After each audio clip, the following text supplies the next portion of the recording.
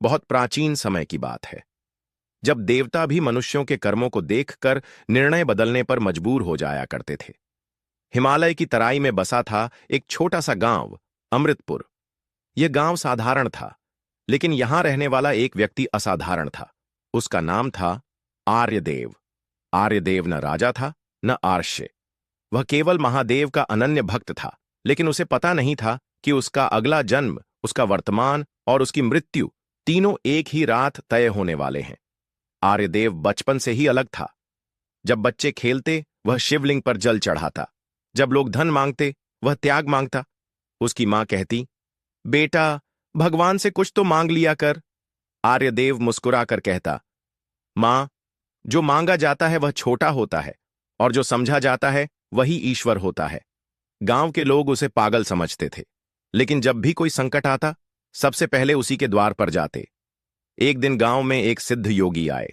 उनकी आंखें भविष्य देख सकती थीं। उन्होंने आर्यदेव को देखा और कांप उठे।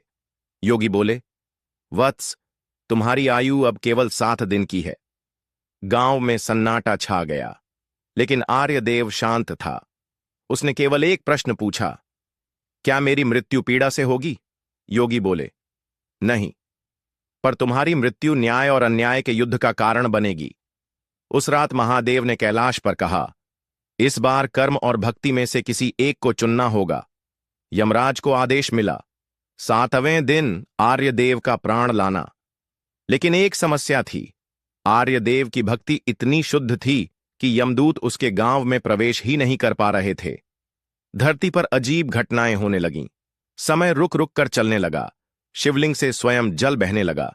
बच्चों ने कहा, हमें नीले रंग का आदमी दिखता है। 7वां दिन आया। यमराज स्वयं प्रकट हुए।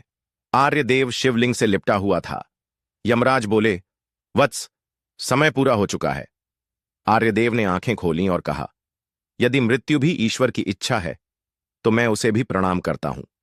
यमराज का हाथ कांप गया। इतनी निस्वार्थ स्वीकृति उन्होंने कभी नहीं देखी थी। अचानक आकाश गूंजा। रुको यमराज! महादेव प्रकट हुए। उन्होंने पूछा, बताओ, यदि मैं इसे जीवन दूं तो क्या यह अन्याय होगा?